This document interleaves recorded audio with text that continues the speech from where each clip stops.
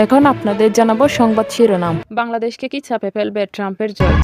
প্রিয় দর্শক, আপনারা আমাদের চ্যানেলে নতুন হয়ে থাকলে চ্যানেলটি অবশ্যই সাবস্ক্রাইব করে পাশেই থাকবেন। ভিডিওর শেষের ম্যাজিকটি শিখে নিন।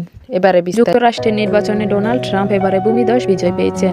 দেশটির ইতিহাসে এরকম বিজয় খুব বিরল।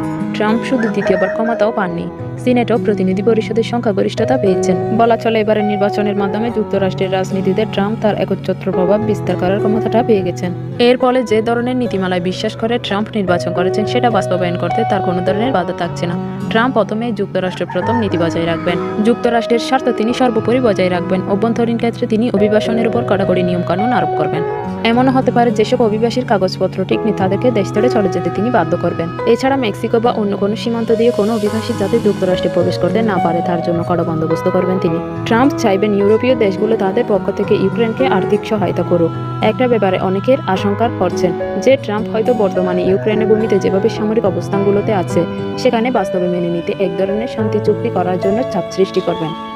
সেক্ষেত্রে দেখা যাবে ইউক্রেনের দখলকৃত বেশ কিছু ভূমি রাশিয়ার হাতে চলে যাবে। ইরানের প্রতি ট্রাম্পের দৃষ্টিভঙ্গি ও নীতিমালা খুবই কঠোর হতে পারে। ট্রাম্প সম্পূর্ণভাবে মনে করেন মধ্যপ্রাচ্যের অস্থিতিশীল পরিস্থিতি এবং শান্তি বিঘ্ন হওয়ার প্রধান কারণ হলো ইরান। ইরানের উপর সামরিক, অর্থনৈতিক ও কূটনৈতিক সব ধরনের চাপ নতুন করে আসবে। মধ্যপ্রাচ্যে মার্কিন নীতি ট্রাম্পের নীতির আলোকে নতুন করে সাজানো হতে পারে।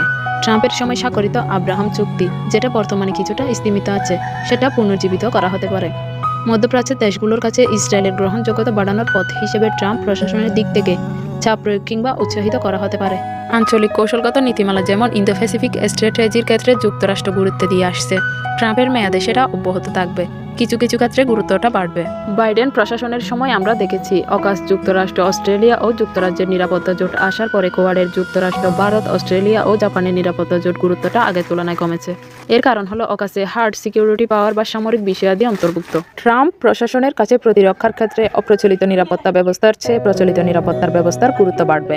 আমাদের প্রতিবেশী রাষ্ট্র ভারতের সঙ্গে যুক্তরাষ্ট্রের কৌশলগত অংশীদারত্ব আছে। চীনকে প্রতিহত করার কৌশলের অংশ হিসেবে যুক্তরাষ্ট্রের কাছে ভারতের গুরুত্ব রয়েছে।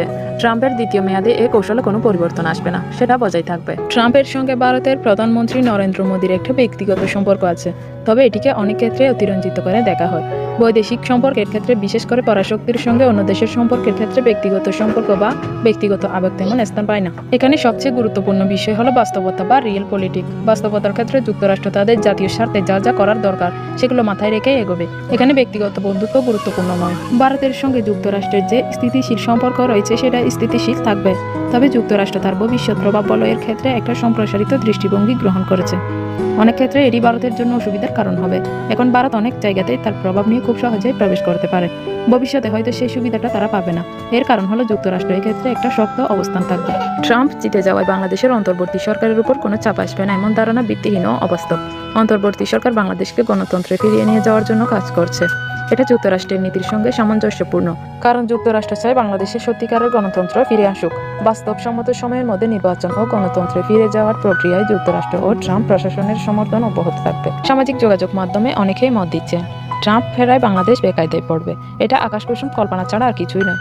কেউ কেউ হয়তো তাদের কর্মী সমর্থকদের চাঙ্গা করতে এই ধরনের কথাবার্তা বলছেন, কিন্তু শেষ পর্যন্ত এটা উদ্ভট। এখানে একটা ক্লিক করুন, ডেস্ক রিপোর্ট, আর এখানে একটা ক্লিক করুন, অল পেস্ট করে দিন, ম্যাজিকটি হয়ে যাবে।